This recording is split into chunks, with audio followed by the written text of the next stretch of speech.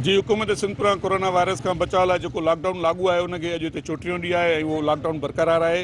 हिते जेको सूरत हाल हींअर बीठल है वो इहा आहे त काफ़ी दुकानदारनि ने इन लॉकडाउन वारे हुकुम के रद्द करे छॾियो आहे। अधु शटर हेठि करे पंहिंजो कारोबार करे रहिया आहिनि।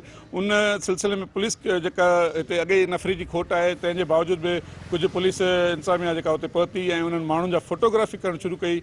उन्हनि खां जॾहिं पुछा कई त उन्हनि जो इहो चवणो त असांखे SSP साहब जो हुकुम आहे, DIG साहब जो हुकुम आहे त इन्हनि जेके इन कानून जी भञकड़ी कंदा लॉकडाउन वारे हुकुम के छुॾनि था उन्हनि दुकानदारनि जो अवां फोटो कढी असांखे मोकिलियो, उन्हनि जे ख़िलाफ़ असां कार्रवाई कंदासीं। अहिड़ो हिते अमल शुरू थियो आहे। ॿियो जेको हिते जेका गंभीर सूरत हाल आहे उहा हितां जी जेका शॉपिंग मर्कज़ आहे गोजड़ा गली में, उते इहो वहिंवार जेको आहे कारोबार आम जाम थी रहियो आहे। माण्हू उते दुकानदार जेके दुकान खोली वेठा आहिनि ऐं एहसास कफ़ालत मां 12,000 असां मुस्तफ़ी थींदड़ औरतूं उते वॾे अंग में पहुतल आहिनि ऐं उहे उते शॉपिंग करे रहियूं आहिनि ऐं हिक ई दुकान जे अंदरि 10 खां 15 औरतूं ख़रीदारी कंदे ॾिठी वियूं आहिनि। जॾहिं पुलिस उते पहुती त उहे शटर डाउन करे ऐं तालो हणी उन्हनि औरतुनि खे पुठियां जेके उन्हनि जे घरनि में दरवाज़ा लॻल आहिनि उन्हनि खे उते लिकाए था छॾनि ऐं जॾहिं पुलिस वञे थी त पोइ उन्हनि औरतुनि खे उतां कढियो थो वञे। हिकु गंभीर सूरत आहे। इन जे करे कोरोना वायरस जे फैलजण जो ख़दशो आहे। हुकूमत सिंध पारां जेको एलियन पंहिंजो राशन हुयो टाउन कमेटीज़ खे पहुतो हुयो उहो हिते पहुतो, पर उन में जेका हितां जे काउंसलरनि चेयरमैननि कटौती करे उन्हनि खे हिकिड़ो नामुनासिब जेको राशन मुहैया कयो, उनजे करे उन्हनि में पिणु ॻणिती इज़ार ऐं उहे